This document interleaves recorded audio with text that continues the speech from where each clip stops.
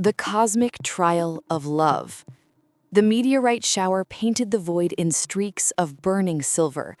Aria pressed her palm against the observation deck's cold glass, watching cosmic debris dance across the darkness like scattered diamonds. 28 years on Earth hadn't prepared her for this. 3 months aboard the International Cosmic Station, and she still caught herself holding her breath at the view. "Dr. Vance, you're receiving an anomalous signal on channel 749. Aria spun toward her console. The screen flickered with patterns she'd never seen. Not quite mathematical, not quite organic. Something in between. Something impossible. "That's outside our scanning range," she whispered, fingers flying across holographic controls, by at least 3 light years. The signal pulsed. Once. Twice. Then, it screamed. Aria stumbled backward as her equipment exploded into emergency mode. Every screen showed the same thing. A vessel, spinning out of control, engines hemorrhaging blue plasma into the void. And it was headed straight for the station's docking bay. "Collision alert! Collision alert!" She ran. Corridors blurred past her. Her heart hammered against her ribs like it wanted to escape. The docking bay doors were already cycling open. Emergency protocol for distressed vessels. Through the reinforced windows, she watched the ship tumble through space, a wounded bird falling from an invisible sky. It hit the bay floor with a sound like thunder trapped in a metal box. Aria's hands shook as she pulled on the emergency suit. Smoke billowed from the wreckage. Any sensible person would wait for the hazard team. Any sensible person would follow protocol. She stepped into the bay. The hull had cracked open like an egg. Inside, lights flickered, crimson, then gold, then a blue so deep it hurt to look at.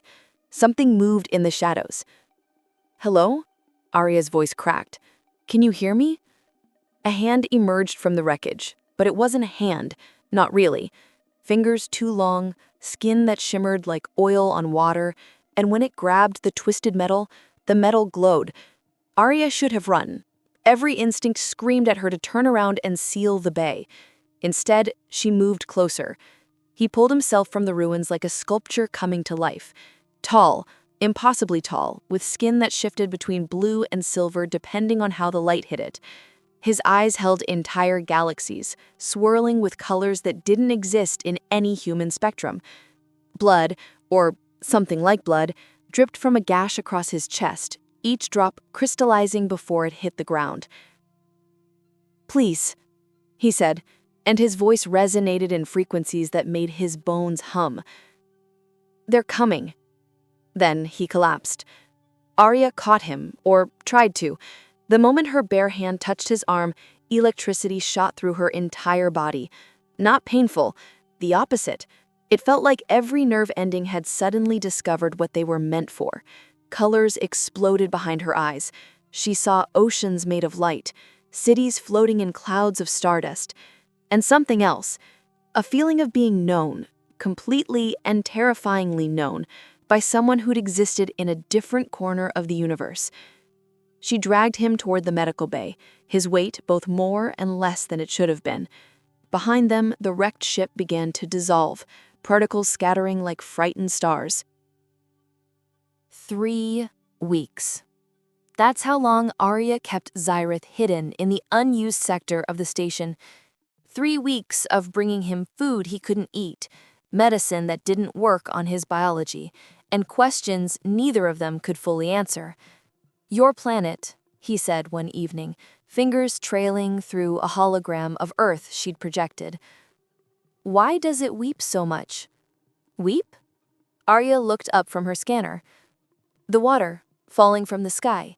Is your world sad?" She laughed. Actually laughed. "It's called rain. It's just weather.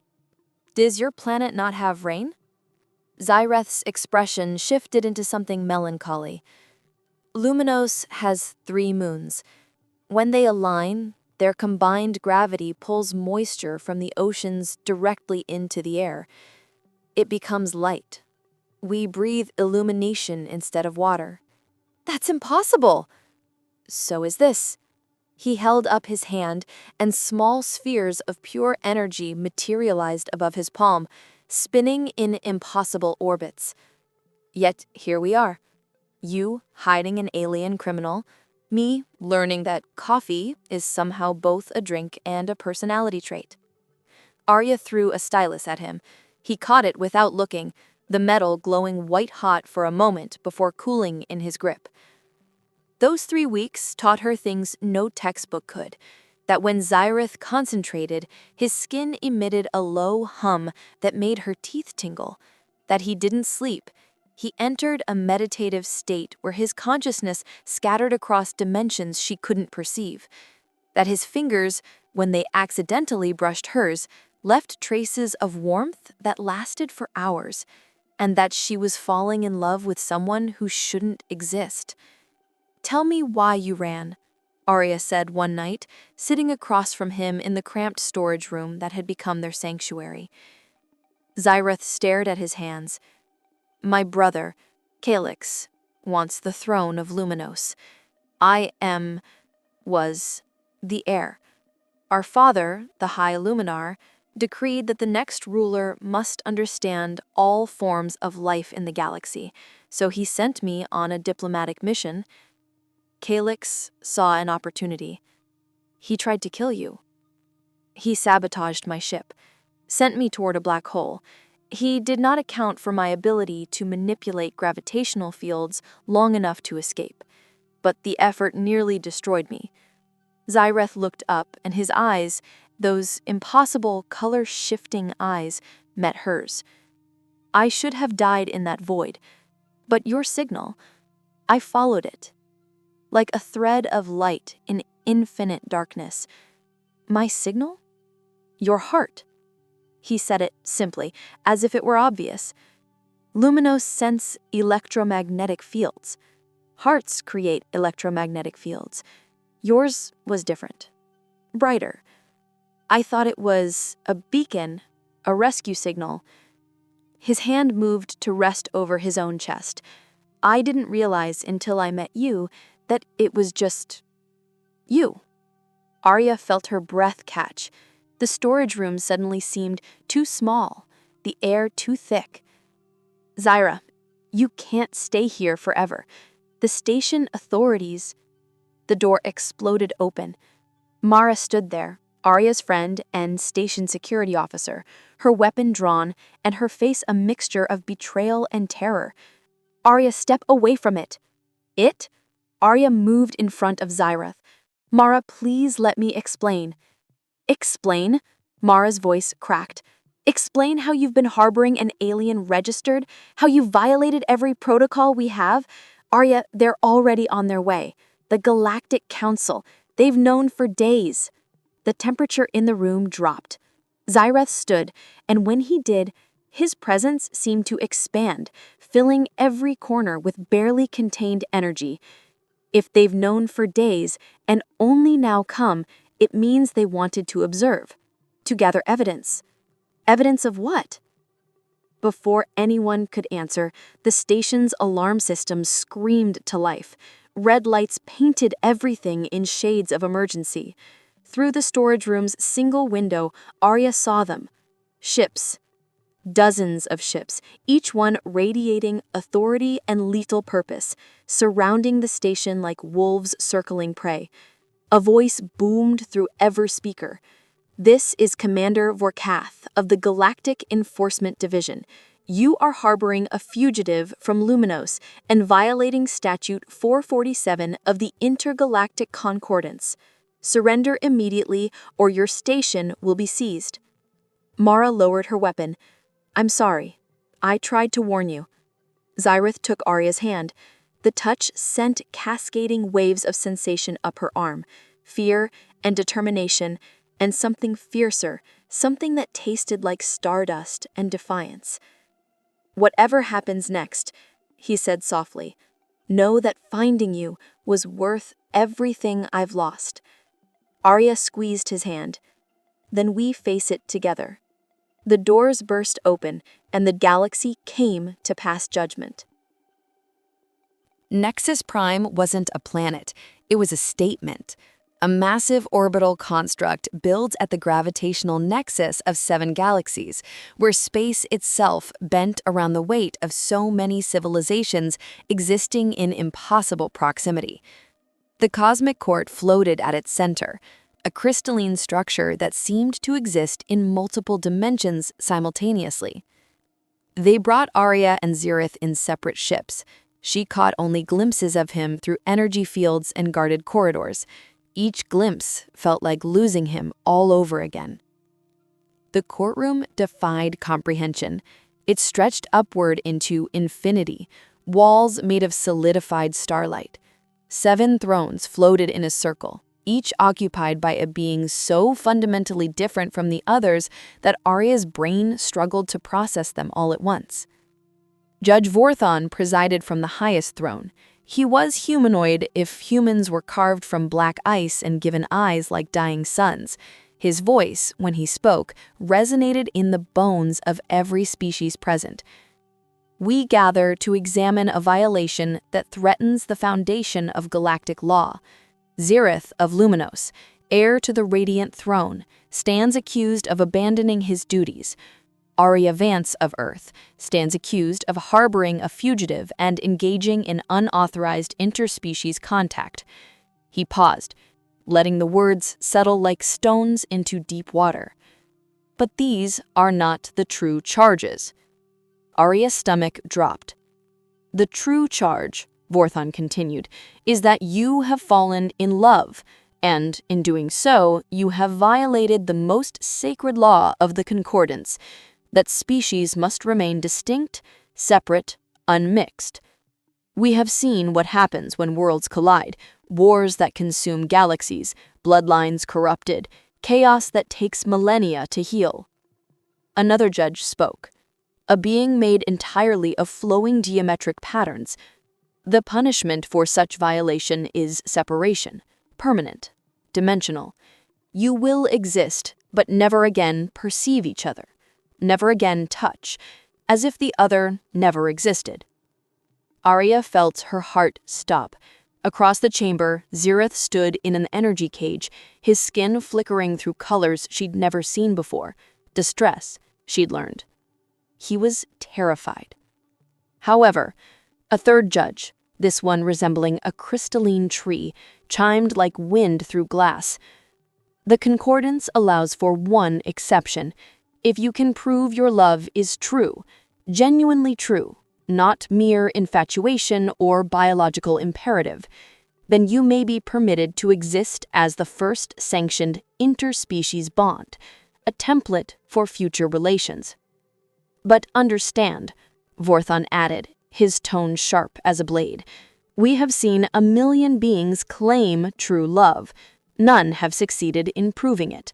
The trials are designed to reveal the truth that what you feel is simply chemistry, biology, the inevitable result of compatible pheromones and convenient proximity.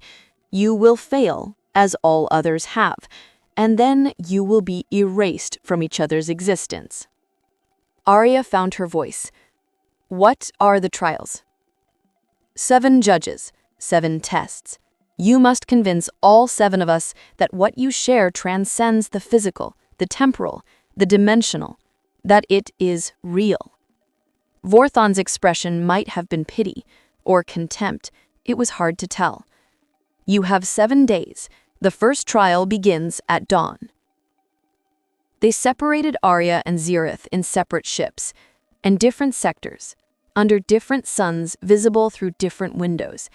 Aria pressed her hand against the transparent wall and swore she could feel him doing the same thing light years away. She didn't sleep that night. She thought about every moment since that meteorite shower. The way he'd learned to drink coffee just to make her smile. How he'd asked about rain. The feeling of electricity when their hands touched. Was it real? Or was she just a lonely astrophysicist who'd found romance in the most impossible place? At dawn, though dawn meant nothing here in the timeless void, guards came for her. The first trial chamber was a sphere of pure memory. Judge Crystalia waited at its center, a being composed entirely of light that held somehow solidified into something resembling consciousness. Around her floated countless orbs, each one containing a captured moment in time. Memories, Crystalia said, her voice like harmonics, are the truest proof. The mind forgets what it wishes to forget, remembers what it needs to remember, and treasures what it truly values. I will extract your memories of Zyr'eth, every moment, every interaction, and we will see what they reveal. Aria barely had time to breathe before Crystalia's light enveloped her. It didn't hurt. It felt like drowning in illumination, like every secret thought was being gently pulled from her skull and held up for examination. The courtroom filled with holograms, three-dimensional, perfect recreations of the past 3 weeks. Aria watched herself meeting Zyr'eth in the docking bay, saw the fear and wonder on her own face, watched herself sneaking food to him, arguing with him about physics that both overlapped and contradicted in their different understanding of reality. But Crystalia focused on one memory. The night Aria had fallen asleep at her console, exhausted from covering up Zyr'eth's presence. In the memory, Zyr'eth had carefully lifted her, carried her to the rest quarters.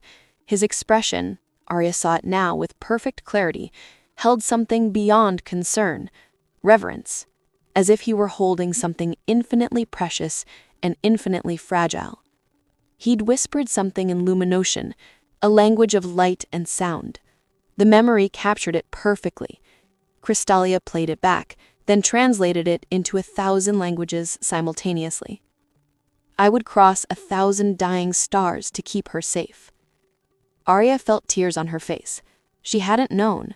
She'd been asleep, but some part of her consciousness had recorded it anyway, filed it away in the secret places where the heart keeps its most treasured moments.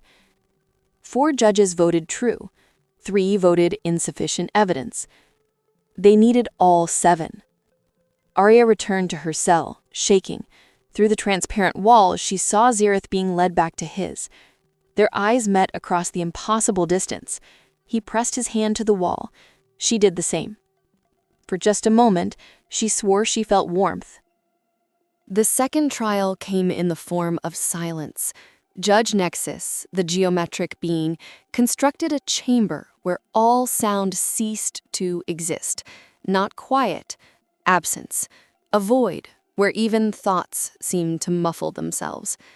They brought Aria and Zyr'eth into the chamber separately, to opposite ends. A single task: create something together without words, without touch, without any form of direct communication. If they truly understood each other, Nexus explained, they would find a way. Aria stood in the silence. It pressed against her ears like physical weight. She could see Zyr'eth across the expanse, his form slightly distorted by the strange physics of this impossible space. He was trying to signal her, but his movements meant nothing. They had no shared language of gestures, no code, nothing. Panic crept up her throat. This was designed to fail. How could anyone? Then she remembered. The station. The nights when she'd worked late and Zyr'eth had insisted on staying nearby, even though she'd told him to rest. He'd manipulate small spheres of light, spinning them in complex patterns while she calculated trajectories and quantum probabilities. She thought he was just entertaining himself. But there'd been a rhythm to it, a pattern. Aria closed her eyes, tried to remember. His light spheres had pulsed in time with her heartbeat. She thought it was coincidence, but luminotions sense electromagnetic fields. He'd been listening to her heart, matching its rhythm, creating a silent symphony only the two of them shared. She opened her eyes and looked at Zyr'eth. His skin was flickering now, agitation, frustration. Then their eyes met. She placed her hand over her heart, tapped out a rhythm. Slow, deliberate. The same rhythm he'd always matched with his lights. Zyr'eth went very still. Then his entire being began to glow, not flickering, pulsing, in perfect synchronization with the rhythm she was tapping. In the silence, they created music. The chamber filled with light, Zyr'eth's contribution. Then Aria understood what he needed. She was a scientist. She understood frequencies, wavelengths. She moved her hands through the air, creating equations with her fingers, mathematical expressions of sound waves that could exist, theoretically, even in this silenced space. Zyr'eth's light followed her equations. Together, they painted a symphony across the void. It made no actual sound, couldn't in this place, but every judge watching could see it, could understand what it would sound like if sound could exist here. It was beautiful, and it was entirely theirs. 6 judges voted true. Only Elder Nexus of the Graviton Imperium remained. The most ancient judge, the one who had never, in 10,000 years, voted in favor of interspecies bonding. The third trial was cruelty given form. They called it the separation crucible. Aria and Zyr'eth would be placed in different dimensional folds, not different rooms or planets, but different types of existence. For 48 hours, they would live in realities designed to make them forget why they were fighting, designed to make them doubt whether the other person was worth the cost. Aria's dimension was gray, not colored gray, gray in essence. Hope here had no meaning. Pleasure and pain both felt the same, distant, unimportant, forgettable. Time stretched and contracted randomly. She couldn't remember why she'd come here, couldn't remember what she was supposed to be proving.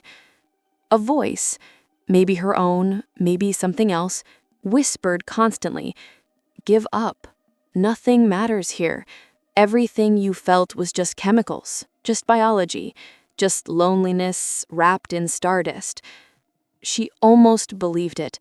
The dimension was designed to make her believe it. In this place, she was slowly becoming nothing. Then, so faint, she almost missed it. She felt a pulse against her chest, like a heartbeat that wasn't hers. It matched the rhythm she'd tapped out in the silent chamber, the rhythm Zyr'eth had answered with light.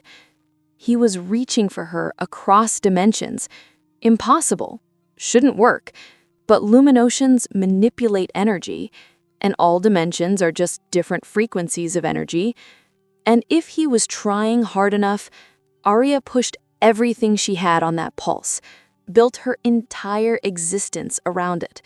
The gray dimension tried to pull her back into numbness, but she held onto that rhythm like a drowning person holds onto driftwood. And then she heard his voice, not in her ears, in her bones, in the spaces between atoms. "Aria, I'm here. I'm always here. Find me." She pushed against the dimensional walls with a will she didn't know she possessed. The gray cracked, light leaked through, familiar blue-silver light that could only come from one source. When they pulled Aria from the separation crucible, she was unconscious. But she was smiling, and when she woke up, the first thing she asked was, "Did he make it?" Zyr'eth had been placed in a dimension of infinite joy, every pleasure imaginable, all at once, forever. A paradise designed to make him forget why he'd ever want to leave.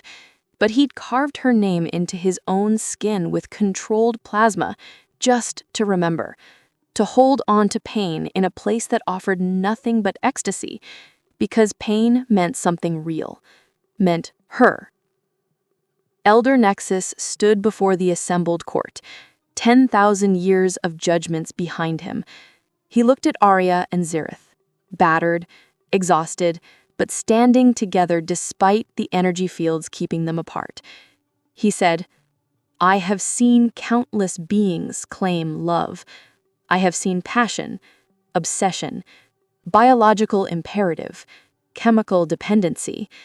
Never, in 10,000 years, have I seen two beings literally tear through dimensional barriers through sheer force of will. through refusing to forget, even when forgetting was the merciful option. He paused. The courtroom held its breath. For the first time in my existence, I vote true. 7 judges, 7 votes, unanimous. Aria felt something unlock in her chest. Relief? Victory. Before she could process it, Vorthon's voice cut through the celebration. But before we can ratify this decision, we have received a formal challenge. Prince Calyx of Luminosis has invoked his right to trial by testimony. He claims evidence that this bond is false, that his brother has manipulated this human through technological means, and that the true purpose of this love is to undermine Luminosan sovereignty. Across the chamber, a door opened. Calyx walked through, and he looked exactly like Zyr'eth, except his light was wrong. Where Zyr'eth glowed with warmth, Calyx burned cold. Where Zyr'eth's expressions held kindness, Calyx wore only calculated precision. "Hello, brother," he said, smiling like a knife. "Did you really think you could hide from me forever? Did you think I wouldn't find a way to make you suffer?" He turned to Aria. "Hello, human. I'm sorry you got caught up in this, but you're about to learn an important lesson. When you play with stars, you get burned." The 7th trial hadn't ended. It had just begun. Calyx stood before the 7 judges like a king addressing servants. His presence filled the courtroom with cold authority. Everything about him screamed calculated perfection, from the way his skin maintained a constant, unchanging silver sheen to the precise modulation of his voice. "Honored judges," he began, "I come before you not as a rival, but as a concerned citizen of the Concordance. My brother is brilliant, charismatic, and dangerously unstable. You've witnessed his abilities, how he manipulates energy, how he reaches across dimensional barriers. But you haven't asked the crucial question: could he manipulate a human's neurochemistry? Could he engineer feelings that seem real but are nothing more than forced chemical dependency?" Aria felt ice in her veins. Around the courtroom, she saw judges leaning forward, suddenly interested. This was a legal angle they hadn't considered. Calyx produced a holographic display. 3 weeks before my brother's accidental crash near Earth Station, I discovered his research notes. He was studying human neural patterns, specifically the limbic system's response to electromagnetic stimulation. Luminosians emit electromagnetic fields. Humans are sensitive to such fields. The conclusion is obvious. The display showed equations, brain scans, research notes, all in Luminosian script that Aria couldn't read, but looked damning anyway. "He seduced her," Calyx said flatly, "not with words or actions, but with precisely calibrated energy fields designed to activate her dopamine and oxytocin production. She never had a choice. She's been under neurological influence from the moment they met. This isn't love. It's sophisticated puppetry." Vorthon's expression darkened.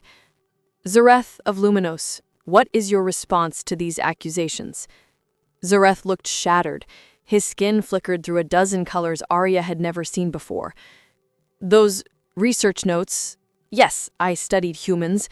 Before my diplomatic mission, our father asked me to understand the species we'd be negotiating with.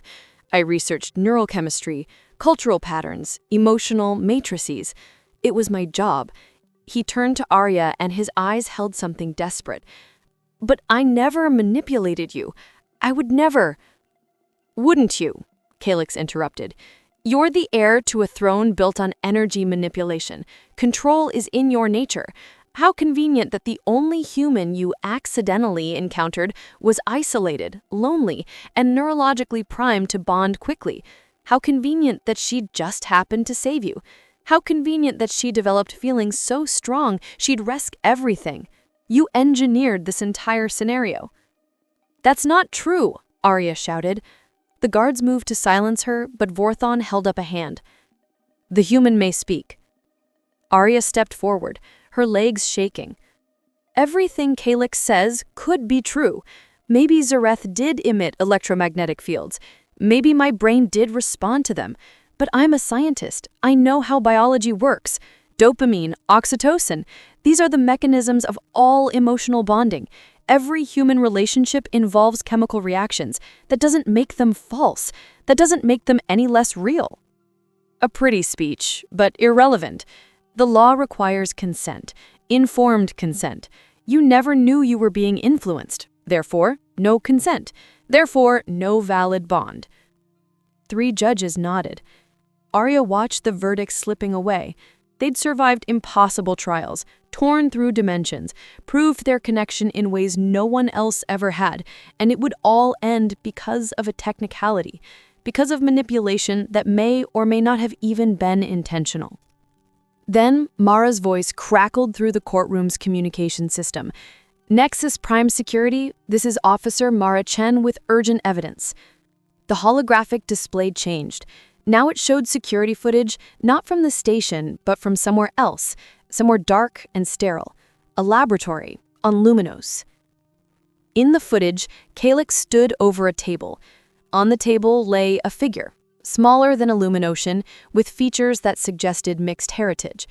The figure wasn't moving. This is Calyx 4 years ago. The figure on the table is Sarah, half Luminocean, half Andromedan. She was his bonded partner. They'd been together for 2 years, fighting for legal recognition. Then one day, she died. Officially, it was listed as genetic incompatibility, biological rejection between species. The footage zoomed in on Calyx's face. His expression held something terrible. Grief twisted into rage, twisted into cold, calculated fury. But medical records I've uncovered tell a different story. Sarah didn't die from natural causes. She died because Calyx, in a moment of anger, released an uncontrolled electromagnetic pulse. He didn't mean to kill her. But Luminoceans are so much more powerful than most species. His rage, just for a moment, overloaded her neural system. She died instantly. The courtroom erupted. Calyx's perfect composure cracked. That's sealed medical data. You have no authority. I have every authority when investigating attempted murder, because that's what you did, isn't it, Calyx? You couldn't live with what you'd done, couldn't face that your prejudice and your temper killed the person you claimed to love. So you transferred all that hatred onto anyone else who dared to try. You sabotaged Zyr'eth's ship. You tried to have Aria poisoned during the trials. I have receipts for the toxin purchase. You've been systematically destroying anyone who might achieve what you lost. Calyx's skin went dead white. She shouldn't have existed. Sarah shouldn't have existed. Mixed species are abominations. Weak, doomed to fail. I learned that truth when I watched her genetic structure collapse. My brother will learn the same lesson. The human will learn. And if the concordance won't enforce proper separation, then I will. You just confessed to multiple counts of attempted murder, conspiracy, and prejudicial violence. Guards, take him. As guards swarmed Calyx, he lunged toward Aria. His hand glowed with gathered energy, lethal energy, enough to burn through the energy fields separating them. Zyr'eth moved faster. He threw himself between them, taking the blast directly to his chest. The impact sent him flying across the courtroom. He hit the crystal wall and crumpled, his skin flickering between colors before settling into a dim, dying gray. "No!" Aria screamed. The guards released the energy field. She ran to him, fell to her knees beside his body. His chest barely moved. The electromagnetic signature she'd grown so familiar with was fading, dimming like a dying star. "Zyr'eth, please, stay with me. Please." His eyes opened, just slightly. "Worth it. You're worth everything." "There's nothing we can do," Judge Crystalia said gently. "That blast destroyed his energy matrix. It's the Luminocean equivalent of a heart. It destroyed his heart." She felt something breaking inside her own chest. They'd won. They'd proven their love was real, survived impossible trials, exposed Calyx's lies. And it didn't matter. Zyr'eth was dying in her arms, his light going out, and all she could do was watch. Then she remembered. The separation crucible. He'd reached across dimensions through sheer force of will. She'd felt his heartbeat when no heartbeat should have been possible. They'd created music in a place where sound couldn't exist. "No," Aria said firmly. "I'm not losing you. Not after everything." She placed both hands on Zyr'eth's chest, closed her eyes, reached for that connection they'd forged, the one that transcended physics, biology, the normal rules of how the universe worked. "What are you doing?" Worthen asked. "Something impossible." Aria focused everything she had on the memory of Zyr'eth's electromagnetic signature, the rhythm of his energy. She was human. She couldn't manipulate energy fields. But she'd spent weeks near him. Her body had learned his patterns. Her nervous system had adapted to his presence. Biology was adaptable. Evolution happened in increments, but sometimes it could happen in moments when the stakes were high enough. Her hands began to glow, just faintly, just enough. "That's not possible," Crystalia breathed. Humans didn't," Aria corrected, eyes still closed. "Maybe I'm not entirely human anymore. Maybe being close to him changed me. Or maybe love itself is a form of energy we've never properly quantified." She pushed her own bioelectric field into Zyr'eth, trying to jumpstart his damaged matrix. It shouldn't work. Different species, different biology, different fundamental energy structures. But she didn't care about should. She cared about him. Zyr'eth's skin flickered. Once. Twice. Then color began to return. Faint at first, then stronger. His chest rose with a sudden, gasping breath. His eyes opened fully, wide with shock. "Aria?" "I've got you," she whispered. "I've got you." The 7 judges stood as one. Elder Nexus spoke, his ancient voice filled with wonder. "In 10,000 years, I have never seen a human manipulate energy. I have never seen will alone reshape biology. This is beyond proof of love. This is evolution occurring in real time. This is 2 species becoming something new." Vorthen approached them slowly. "The law requires proof of genuine transcendent connection. You've provided that beyond any doubt, but you've also done something unprecedented, something that changes everything we thought we knew about species barriers." He turned to address the assembled court. "I hereby declare the bond between Aria Vance of Earth and Zyr'eth of Luminos not only valid, but historically significant. They will be the first legally recognized interspecies pairing in concordance history. Furthermore, we will establish new protocols for evaluating such bonds, not as violations, but as potential bridges between worlds." The courtroom erupted in chaos, some cheering, some protesting, all shocked. Aria didn't hear any of it. She was focused entirely on Zyr'eth, helping him sit up, watching color fully return to his skin. "You saved me," he said, wonder in his voice. "We saved each other, right?" Aria smiled through tears. "That's what love does, right? Makes us stronger than we could be alone. Makes us capable of impossible things." 3 months later, under the 3 moons of Luminos, they held a ceremony that beings from 17 galaxies attended. Aria wore a dress woven from photon-reactive fabric that changed colors with her emotions. Zyr'eth wore traditional Luminosian ceremonial attire that made him look like a walking constellation. When they joined hands, their combined energy created a pulse that rippled through the crowd, a wave of warmth and hope that made even the most cynical observers believe just for a moment that maybe the universe was capable of more than they'd thought. "Do you think we'll have a boring life?" Aria whispered. Zyr'eth laughed, that beautiful sound she'd grown to cherish. "Boring?" We literally rewrote biological law, changed the legal framework of 7 galaxies, created a new form of energy manipulation. I think boring is off the table."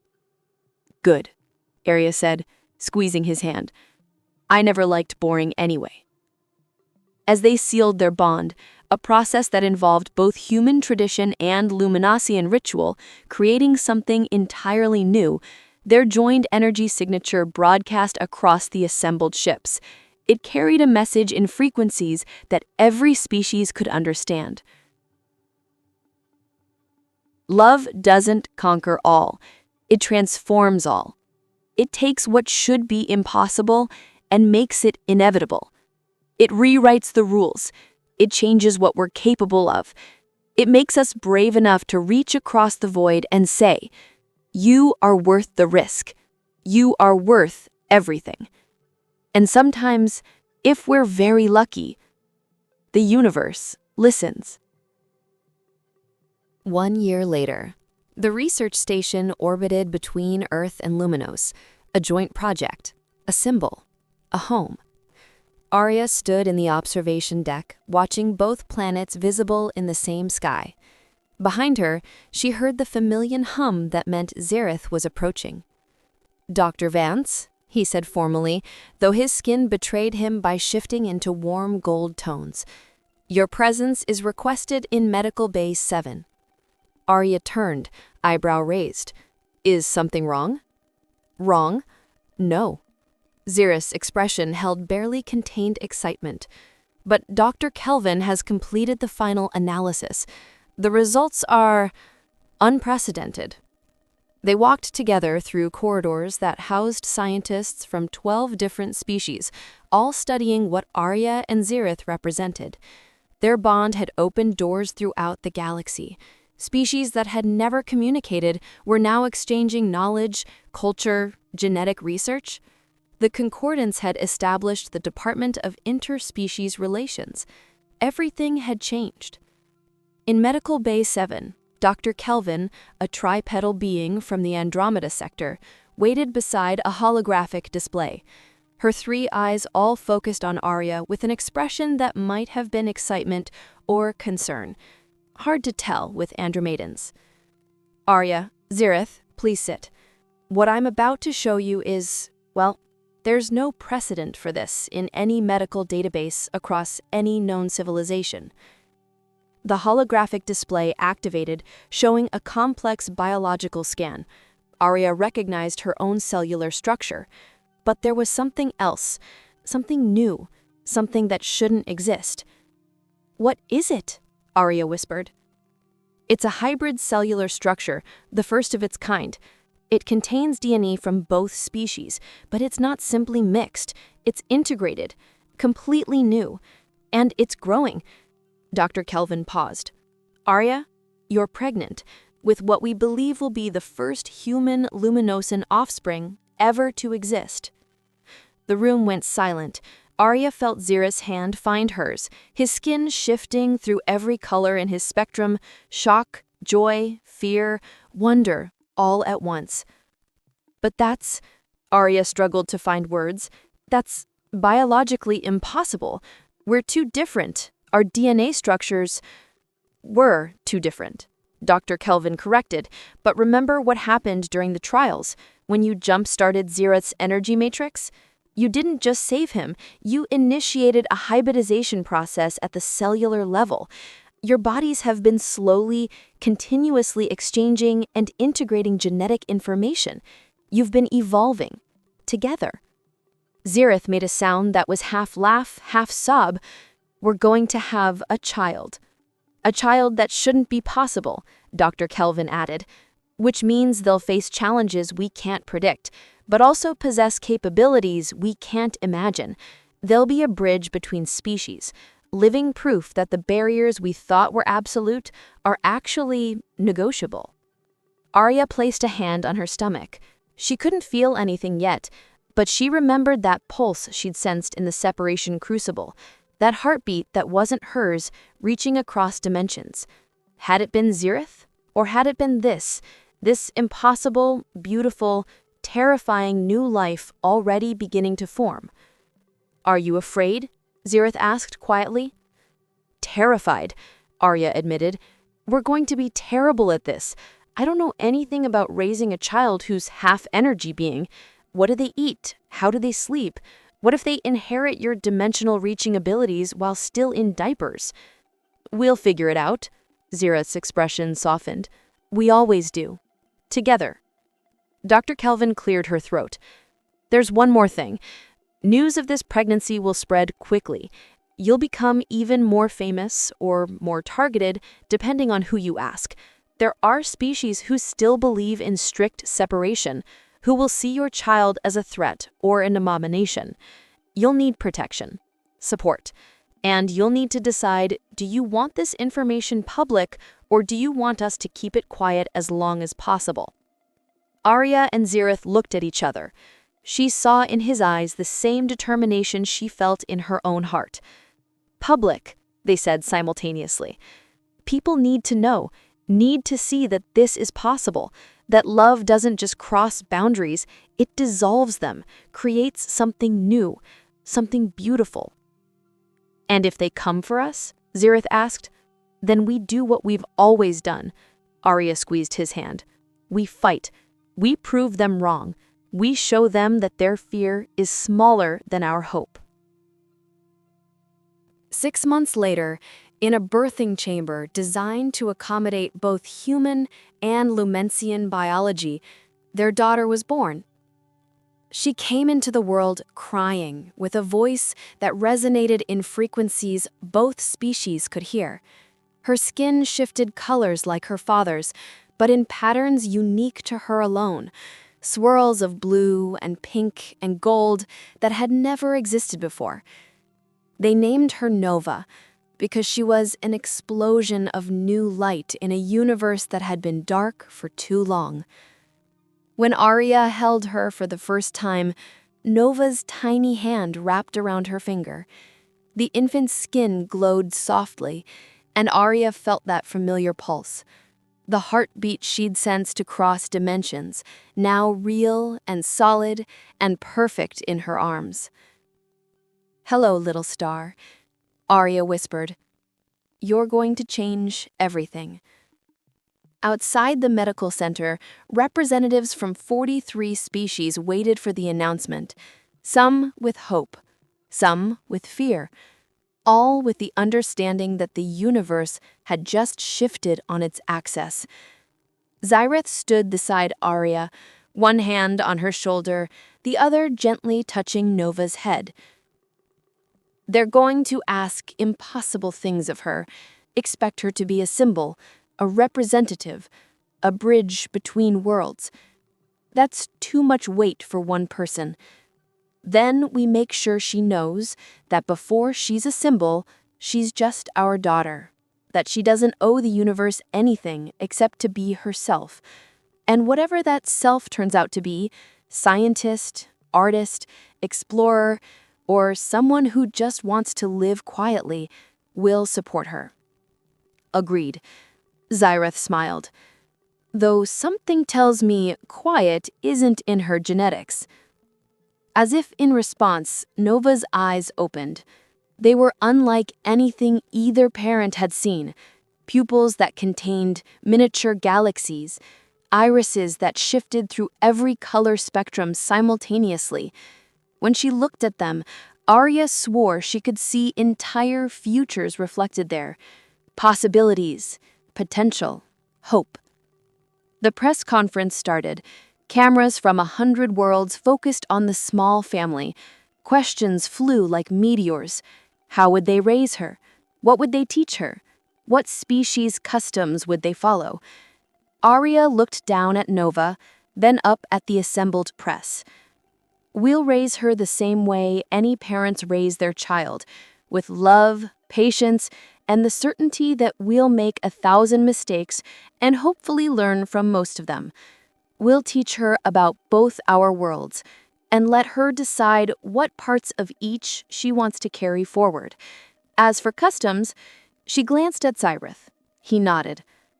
"We're making our own," they said together.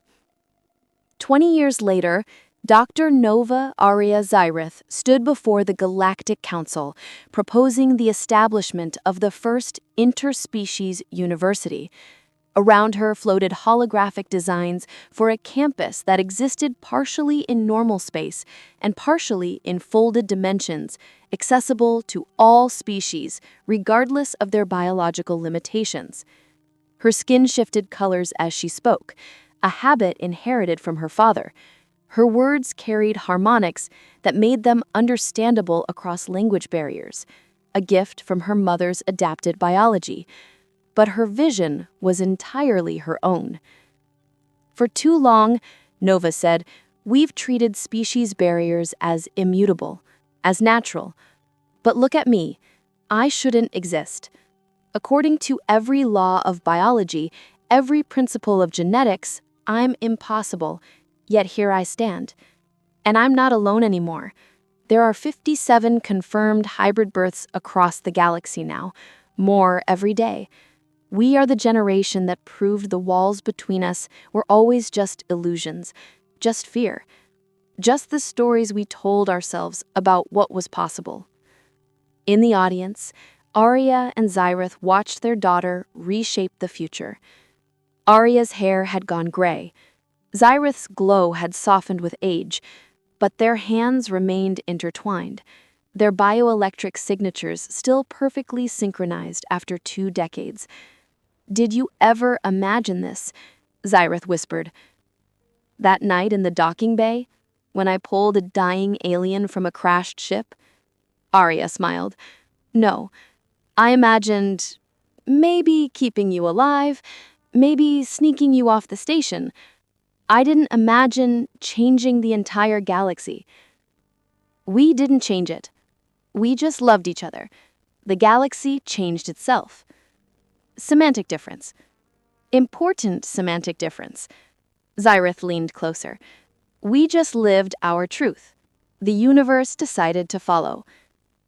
On stage, Nova concluded her presentation. "So I'm proposing we stop asking whether interspecies connection is possible. We've proven it is. Let's start asking, what else have we decided is impossible that's actually just difficult? What other walls exist only because we're afraid to test them? What other futures are we denying ourselves because we're too scared to reach across the void?" The council voted unanimously in favor. Construction began the following year. And far above, watching from a station that orbited the space between worlds, Aria and Zyr'eth stood in the same observation deck where it all began. 2 decades older, 2 decades wiser, still learning, still growing, still discovering what it meant to love someone from a different star. "Do you ever regret it?" Aria asked. "Giving up the throne, leaving Lumensis, everything you lost?" Zyr'eth pulled her closer. His skin glowed warm gold, the color it always shifted to when he held her. "I lost a throne. I gained the universe. I'd make that trade every time." Below them, Earth and Lumensis turned in their eternal dance, and between them, growing brighter every year, the lights of the interspecies university began to shine, a constellation of hope built by beings who'd learned that love wasn't just an emotion, it was a force of evolution, a catalyst for change, a bridge across the stars. And sometimes, if you were brave enough to cross it, it could rewrite reality itself.